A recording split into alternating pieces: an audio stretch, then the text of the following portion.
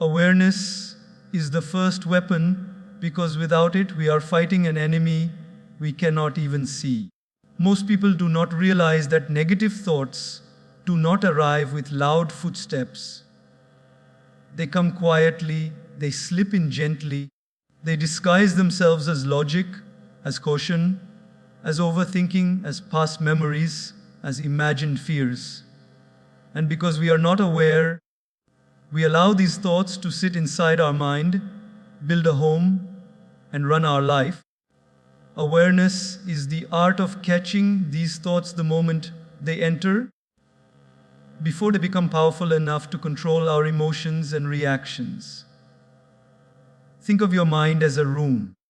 If you leave the door open, dust will enter, insects will enter, anything can walk in. But when you are aware, it is like standing at the door consciously, checking what is coming inside. Most of us allow negativity in because we are not guarding the door of our mind. Awareness is that guard. It is that intelligent inner security system that alerts you. This thought is not good for you. It will not help you. Don't entertain it. The problem is not that negativity comes. It will come. The problem is that we do not recognize it early. By the time we realize it, the negative thought has already created fear, anxiety, irritation, jealousy, or self-doubt. It has already influenced our mood and our behavior. Awareness is about catching negativity at its seed stage, when it is still small and weak, when it can be easily removed. A small weed is easy to pull out, but if it grows into a tree, you need an axe. The same is true with thoughts. The moment a negative thought appears, I'm not good enough, people don't value me, what if everything goes wrong? Awareness allows you to pause and ask, where did this come from? Is this true? Does this thought help me? Should I allow it to stay? Just this simple questioning weakens the power of the thought. When you observe a thought without fear, you separate yourself from it. You no longer become the thought, you become the observer of the thought. And the observer is always more powerful than what is being observed. Awareness also means understanding the triggers of your negative thinking. For some people, it is certain people. For some, it is stress. For others, it is lack of sleep, memories, a failure, or even social media. When you know what triggers your negativity, you stop walking into those situations blindly. You become more conscious, more prepared, more mentally alert. It is like knowing which road has potholes. You walk carefully instead of falling again and again. Another part of awareness is emotional awareness. Many people feel negative, but think the problem is outside. They blame situations, other people, or circumstances. But awareness helps you look inside. Why am I feeling this? What is the thought behind this emotion? Emotions are just the reactions. The root cause is always the thought. When you become aware of your inner world, you begin to fix problems at the root instead of only suffering from the symptoms. Awareness also frees you from automatic negative thinking patterns.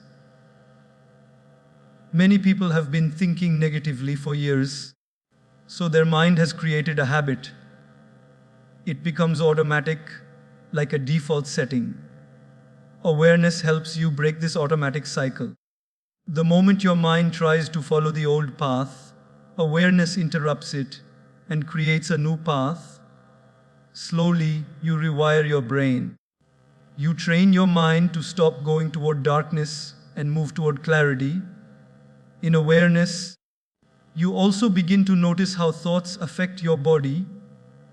Negative thoughts create tension, heaviness, tightness in the chest, restlessness, and discomfort.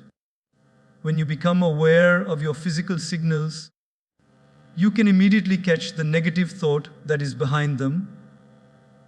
Your body becomes your alarm system.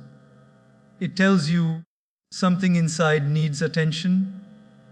Moreover, awareness brings calmness. When you are aware, you don't react instantly. You don't get carried away. Instead of panicking, you stay present. This presence gives you power. It allows you to choose your response instead of being controlled by your thoughts.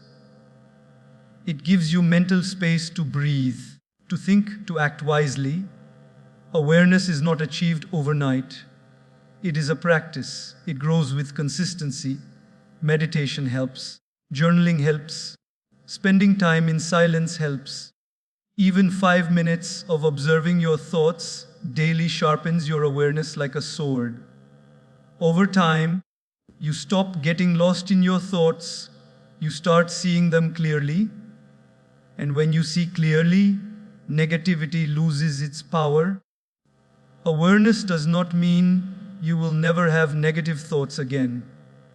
It means negative thoughts will never have you. They may knock, but they cannot enter without your permission. They may whisper, but you will not obey. They may appear, but they will not stay. Awareness is the first weapon because it gives you the ability to detect, understand, and dissolve negativity before it destroys your peace. When you become aware, you become the master of your mind, not the slave of your thoughts. And that, my friends, is the beginning of true inner freedom.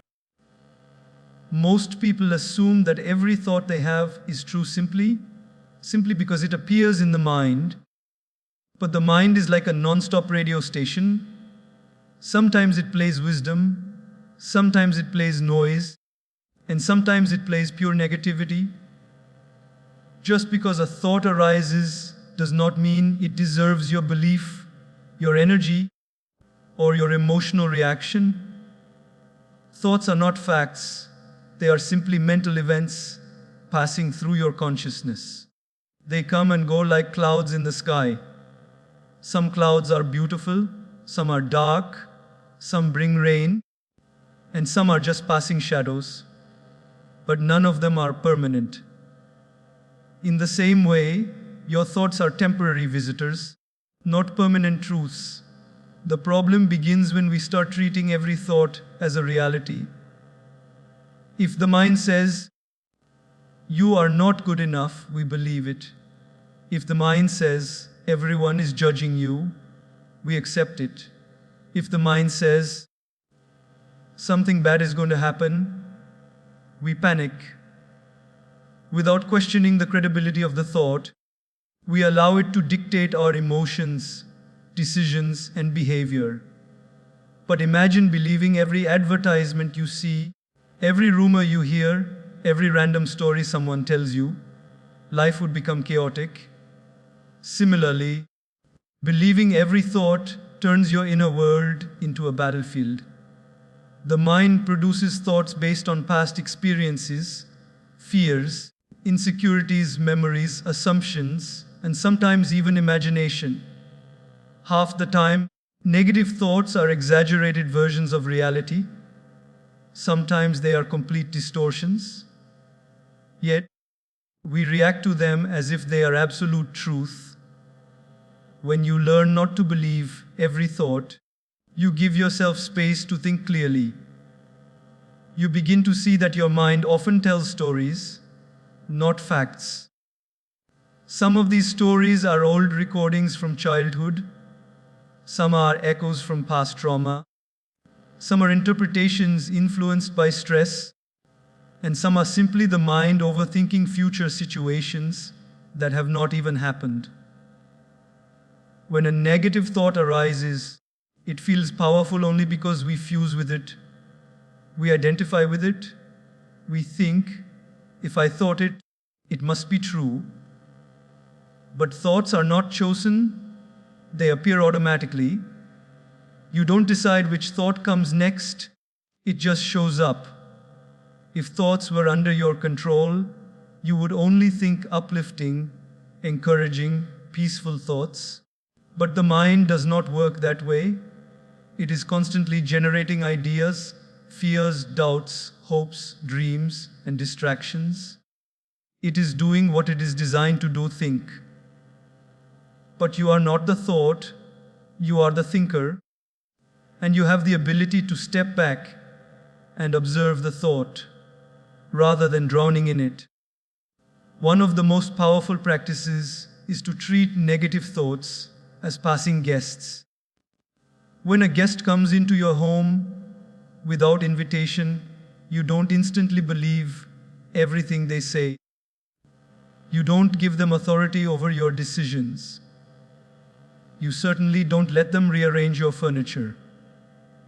In the same way, when a negative thought comes, you can say, "Ah, visitor, I see you, but I don't have to trust you, and I don't have to obey you." This simple shift weakens the power of the thought. Many emotional reactions are created not by situations, but by the thoughts we attach to those situations. Someone may look at you and not smile, and the mind instantly creates a story. They are upset with me. They don't respect me. They are ignoring me.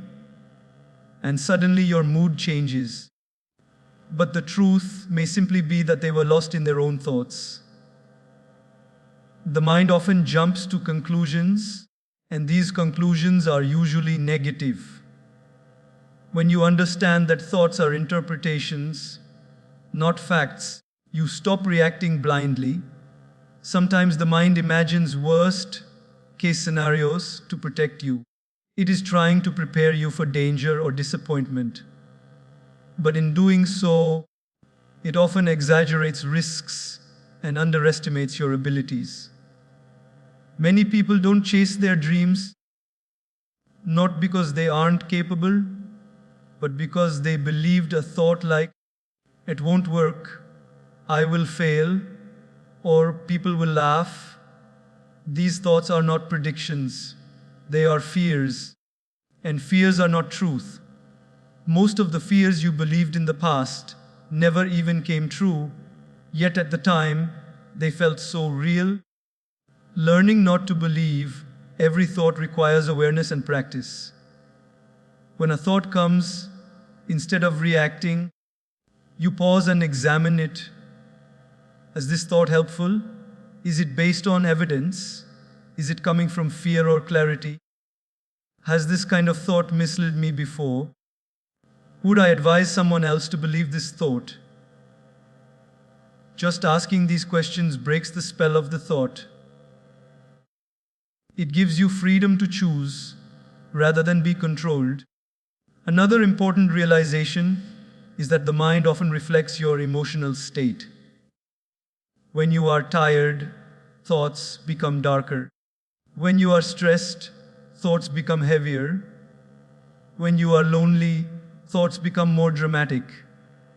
When you are peaceful, thoughts become kinder. This shows that thoughts are influenced by mood, not reality. Therefore, they cannot be taken as the ultimate truth. By taking care of your emotional and physical well-being, you automatically reduce the number of negative thoughts that arise. Remember, a thought is only powerful when you give it importance. Ignore it, question it, let it pass, and it loses its strength. You don't have to fight it, you only need to stop believing it. The mind may generate thousands of thoughts in a day, but you choose which ones to accept. When you stop believing every thought, you reclaim authority over your life. You create inner space for calmness, clarity, and confidence. You free yourself from the prison of mental noise. Thoughts are just visitors. You are the owner of the house. You decide who stays. Most people don't realize how much power a single thought holds. One negative thought can change your entire energy, your decision making, your confidence, and even your future direction. And often, that negative thought begins with one small question: what if it goes wrong? The human mind is naturally wired to look for danger, to predict problems, to imagine worst case scenarios. This was helpful for survival thousands of years ago, but today it often becomes a barrier. Instead of protecting us, it limits us. Instead of guiding us, it frightens us. Instead of preparing us, it paralyzes us. But what if we simply flip the question? What if instead of, what if it goes wrong, we started asking, what if it goes right? That single shift changes everything. Your focus, your courage, your creativity, your hope, and your emotional state. It opens a door in the mind that was previously closed by fear. The question, what if it goes right, invites possibility, while the question, what if it goes wrong, invites doubt. The direction of your inner dialogue determines the direction of your life. Imagine a person standing at the edge of a big opportunity, a job interview, a new business idea, a relationship, a creative project, a dream they've hidden for years. The mind immediately starts whispering, what if you fail? What if people criticize you? What if you embarrass yourself? What if you lose money? What if nobody supports you? Suddenly, the person steps back, not because the opportunity wasn't good, but because their imagination created a future disaster that hasn't even happened. Many dreams die this way, not because life stopped them, but because their thoughts stopped them before they even tried. But now imagine the same person asking a different question. What if I succeed? What if people appreciate me?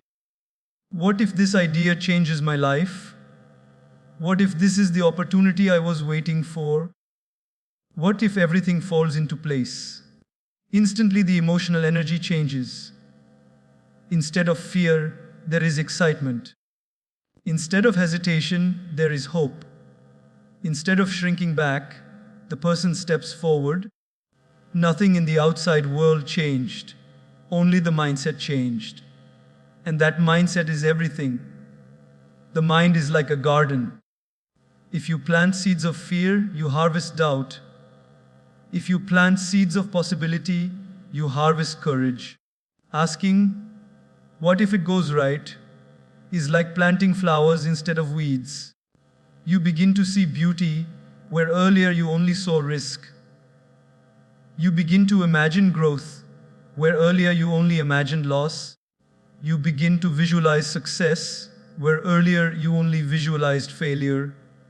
The shift is small in words, but enormous in impact. People often underestimate the power of positive imagination. They think imagining good outcomes is unrealistic or foolish. But the truth is, both fear and hope are imaginary. Neither has happened yet. If you allow yourself to imagine negative futures, why not allow yourself to imagine positive ones? Both are just thoughts. But one drains your strength, and the other fuels it. One creates anxiety, and the other creates confidence. One closes doors, and the other opens them.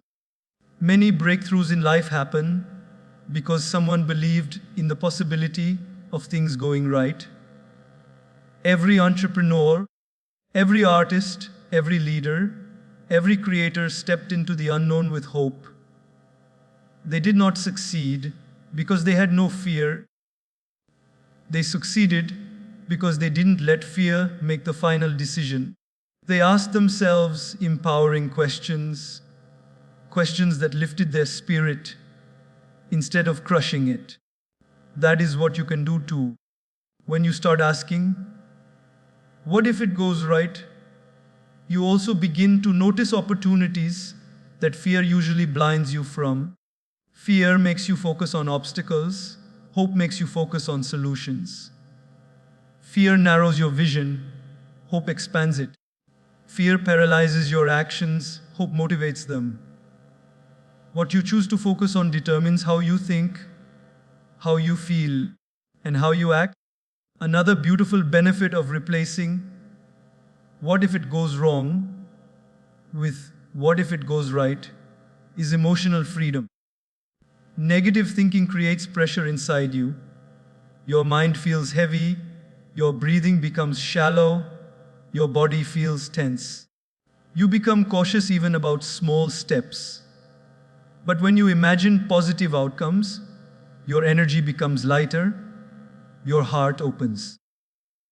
Your breathing relaxes, you feel stronger, and when you feel strong, you naturally make better choices. This shift also teaches you to trust yourself.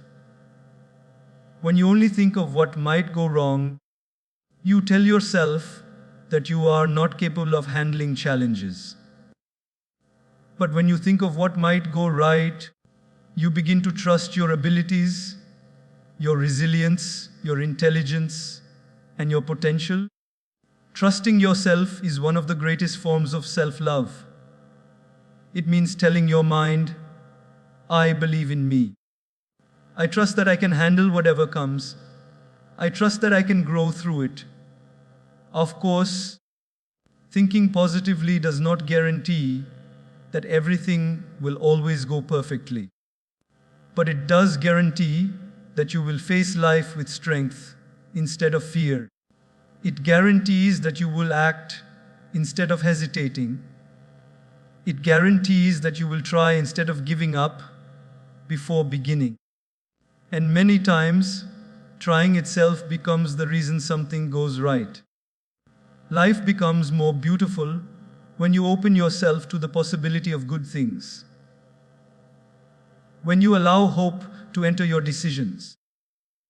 When you let courage guide your steps. When you choose thoughts that uplift you rather than thoughts that drown you. One question can change your direction, your choices, and your destiny. So whenever fear whispers, "What if it goes wrong?" gently smile and answer, "But my friend, what if it goes right?" Gratitude is one of the most powerful antidotes to negative thinking because it instantly shifts your mind's focus from what is wrong to what is right, from what is missing to what is present, from what hurts to what heals. Just like darkness cannot stay where there is light, negativity cannot survive where gratitude is practiced sincerely. Most of us think gratitude is something we express only when something big happens, when we receive a gift, achieve something, or experience a major blessing. But true gratitude is not an occasional reaction, it is a consistent mindset. It is the ability to recognize the good around you, even in ordinary moments, even in small things, even in the middle of challenges. And when you develop that mindset, negativity begins to lose its grip over your heart and mind. Negative thoughts often arise because the mind is focusing on what is lacking, what is painful, or what is uncertain. The mind keeps circling around disappointments, failures, fears, and insecurities. Gratitude interrupts that cycle. It steps into the scene like a gentle but firm guide and tells the mind, "Look again. There is beauty here too. There is abundance here too. There is something to appreciate even now." It doesn't ignore the difficulty, it simply adds perspective. Gratitude widens your vision when negativity tries to narrow it.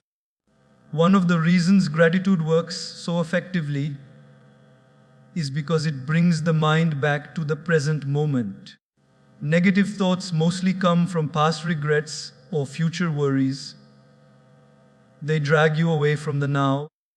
But gratitude anchors you in the now. When you pause and appreciate something, even something simple like the warmth of sunlight, the smile of a loved one, the ability to breathe, the comfort of food, or the support of a friend, you come back into the present. And the present is always calmer than the imaginary fears of the future or the old wounds of the past. Another beautiful aspect of gratitude is that it changes the emotional vibration within you. Negative thoughts create heaviness. They tighten your chest, drain your energy, and make your inner world feel cloudy. But gratitude brings lightness. You feel a soft warmth spreading inside you. Your breathing becomes deeper. Your heart feels open. Your body relaxes. The emotional shift that gratitude creates is not just psychological, it's physiological. Science now shows that gratitude releases chemicals that reduce stress and increase happiness. But spiritual traditions knew this long before science discovered it.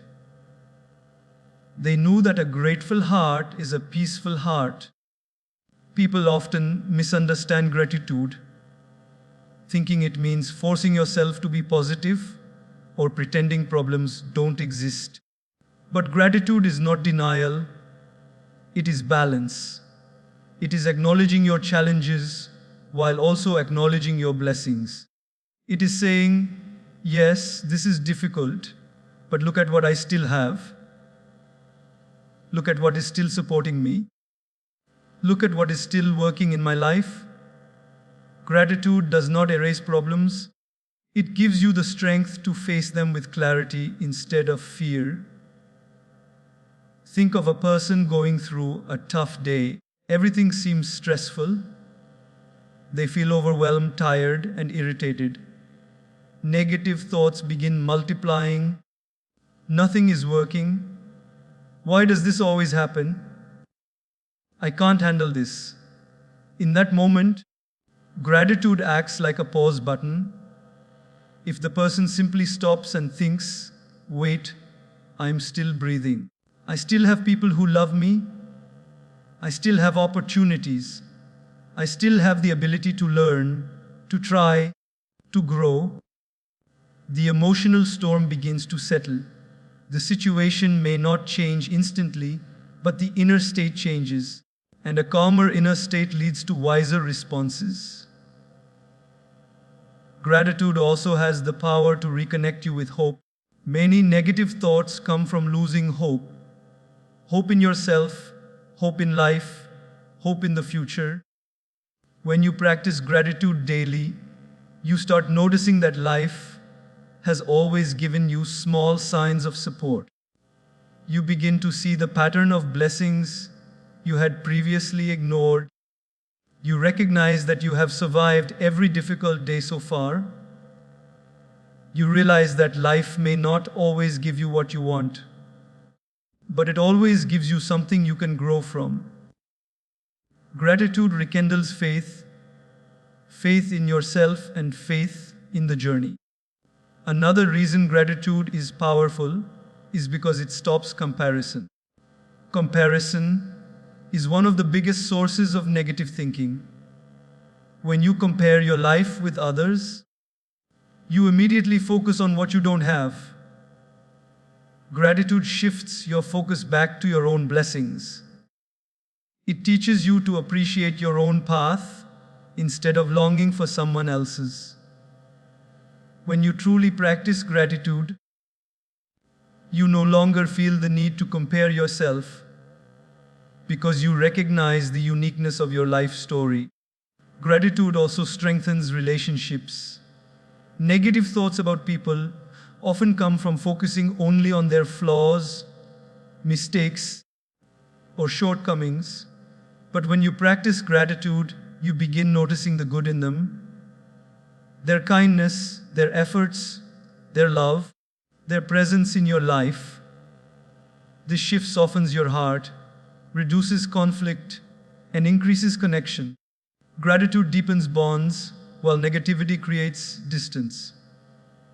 To make gratitude a real part of your life, you don't need a big ritual. Even a silent thank you in the morning, A moment of appreciation before sleeping, or a deep breath of acknowledgement during the day can create a huge difference. The key is consistency. Gratitude becomes powerful when it becomes a habit. The more you practice it, the more natural it feels. Eventually, your mind learns to look for the good automatically. And when your mind becomes trained to see the good, negative thoughts lose their dominance. Gratitude is not just an emotion, it is a form of intelligence. It teaches you that even on the hardest days, there is something to hold on to. It reminds you that life is not only about struggles, but also about blessings. It replaces fear with faith, complaints with appreciation, and negativity with peace. And when gratitude becomes your habit, positivity becomes your lifestyle. The mind is like soil. Whatever you plant in it, nurtured or not, grows. If you feed it negativity through toxic conversations, disturbing news, constant complaining, or environments filled with fear and pessimism, then negativity will naturally flourish. But if you feed it positivity daily, through uplifting books, inspiring talks, meaningful conversations, spiritual wisdom, encouraging people, and healthy habits, your mind becomes fertile ground for peace, strength, and clarity. What you feed grows, and what you starve eventually weakens. Most people want a positive mind, but they continuously nourish it with negative input. They want peace, but they repeatedly expose themselves to chaos. They want confidence, but they surround themselves with voices that remind them of their limitations. The mind simply reflects the quality of what it consumes. Every day, consciously or unconsciously, you are feeding your mind something. When you wake up and immediately scroll through social media, your mind is being fed comparison, jealousy, distraction, and noise.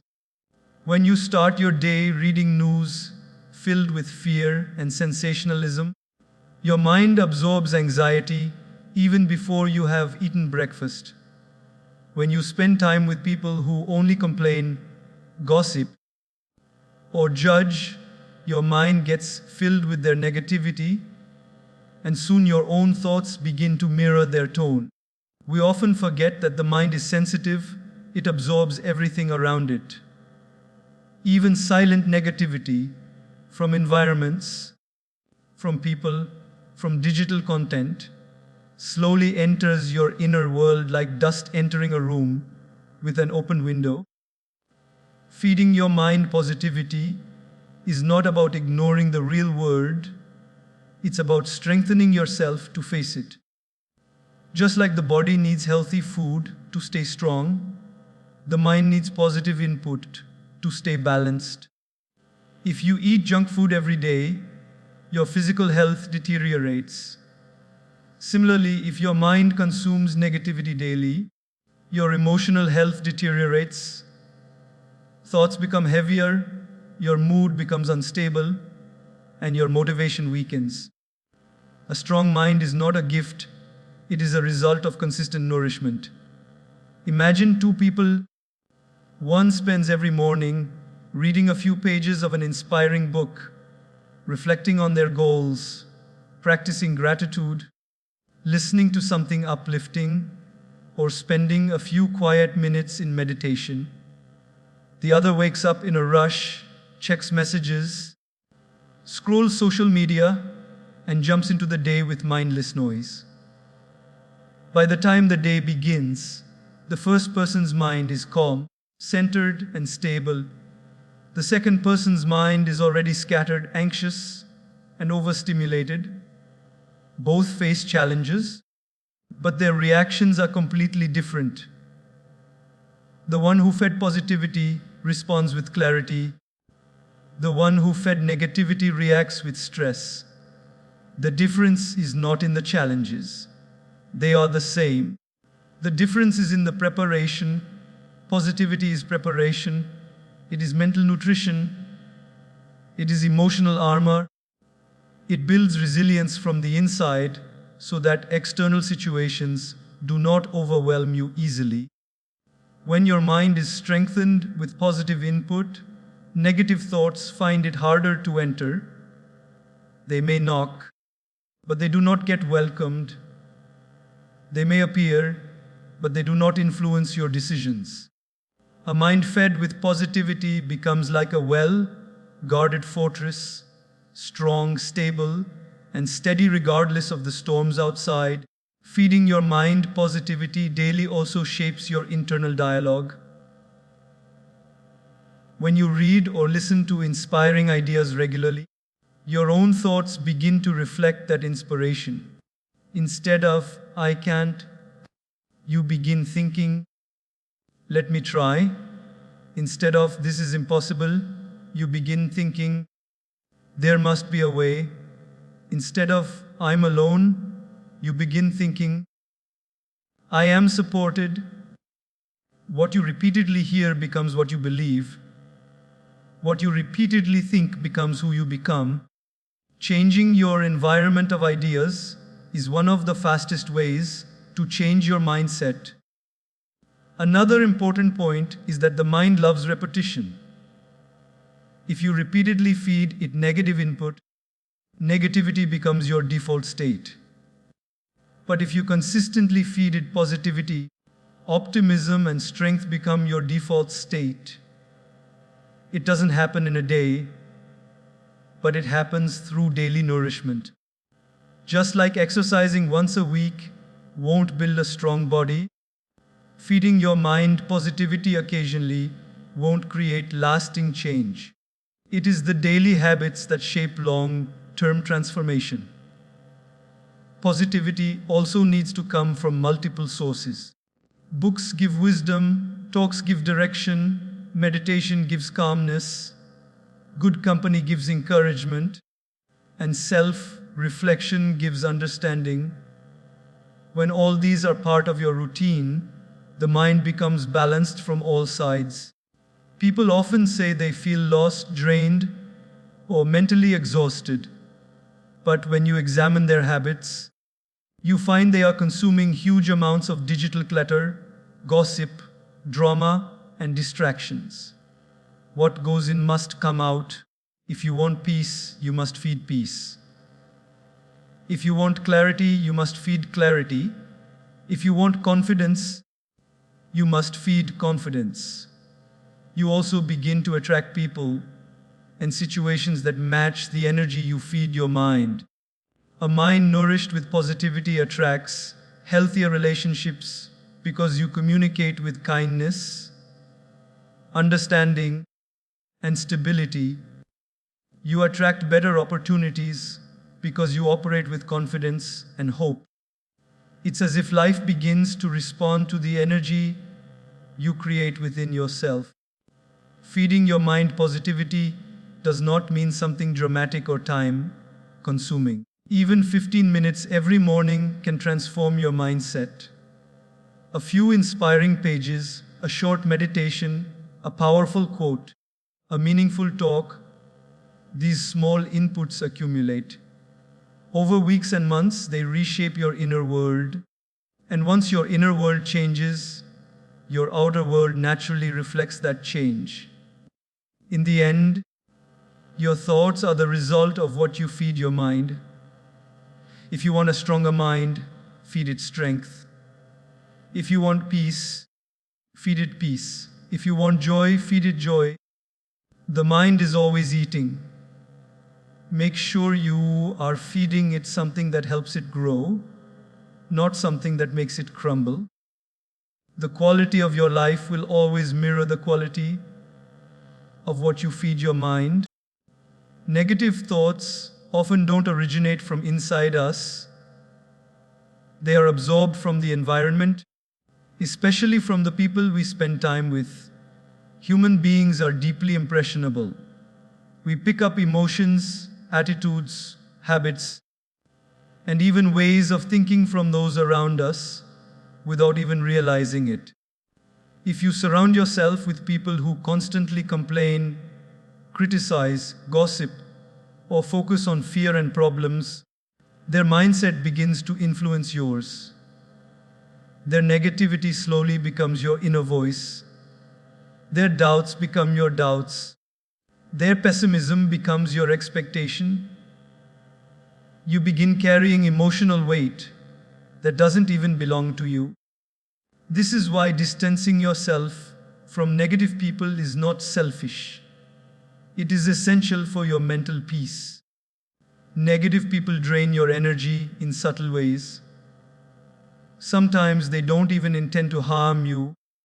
They simply live in a mindset of fear, scarcity, insecurity, or bitterness, and that mindset spills over. Imagine trying to stay dry while standing next to someone who is drenched and shaking themselves off. You will get wet too. Similarly, being around constantly negative people makes it almost impossible to stay mentally clear. Their words, tone, and energy affect you. You may come home feeling tired, frustrated, or mentally heavy without understanding why. But it is because emotional energy is contagious. You absorb what you are exposed to. There are different kinds of negative people. Some are chronic complainers. Nothing is ever good enough for them. They find a problem in every situation, and if there isn't one, they create it. Listening to them regularly plants seeds of dissatisfaction in your mind. Others are critics. They judge everything and everyone, including you. Their negativity slowly makes you doubt yourself and lowers your self-esteem. Some people live in fear. They always talk about what could go wrong, how dangerous the world is, how dreams fail, how nothing works out. Spend too much time with them, and their fear becomes your caution, then your hesitation, and eventually your paralysis. And then there are the emotionally draining people, those who leave you feeling exhausted after every conversation because they only dump their problems on you without ever wanting to improve. If you allow these people constant access to your inner world, your mind becomes their storage space for negativity. It's like letting someone throw trash into your house every day. You may clean it occasionally, but if the source keeps coming, your home will always feel messy. Protecting your mind means protecting your company. You don't have to cut people off harshly, but you do need to create emotional boundaries. Distance does not always mean removing people physically. Sometimes it simply means reducing their influence. You can limit how much time you spend with them, how deeply you engage in their negativity, and how much permission you give them to affect your mood. You can politely shift conversations, avoid getting dragged into unnecessary drama, and not take their perspective as your truth. Staying silent during their negativity is also a boundary. Not feeding their complaints, not engaging in gossip, not entertaining their fears. All these actions slowly protect your mental space. Another important thing to understand is that negative people often operate from their own pain, insecurities, or unresolved wounds. They spill negativity because that's what they carry. But your responsibility is not to absorb it. Your responsibility is to maintain your peace. You can have empathy without sacrificing your mental health. You can care for someone without letting them drain you. You can offer support without allowing their mindset to become yours. When you start distancing yourself from negative people, you begin to notice positive changes in your thoughts. You feel lighter, you worry less, your mind becomes clearer, you think more independently. You begin to hear your own voice rather than the loud noise of others' fears. You begin to trust your decisions instead of being influenced by someone else's bitterness. Slowly, your inner world becomes calmer and more confident. Just like people can transmit negativity, the opposite is also true. A healthy environment can uplift you. When you spend time with positive, encouraging, wise, or calm people, their energy rubs off on you as well. They inspire you to grow, to dream, to think clearly, to act courageously. Even if you are not consciously trying to improve, their presence naturally pushes you toward a better mindset. That is the power of company. But to experience the positive influence of good people, you first need to create distance from those who consistently harm your peace. It doesn't have to be dramatic. It can be slow, gentle, and respectful. It can be choosing not to answer every message immediately. It can be taking longer breaks between meetings. It can be shifting conversations to healthier topics. It can be politely leaving a space where negativity is dominating. These small steps make a big difference. Distancing yourself from negative people is not rejecting them. It is choosing to protect your emotional environment. It is choosing to prioritize your mental health. It is choosing to surround yourself with energy that nourishes instead of energy that drains. And ultimately, it is choosing the quality of your inner life. Because your mind becomes like the people you spend the most time with. Choose wisely and your mindset will flourish. Choose unconsciously and your peace will suffer. You owe it to yourself to maintain distance from negativity so that positivity has space to grow inside you.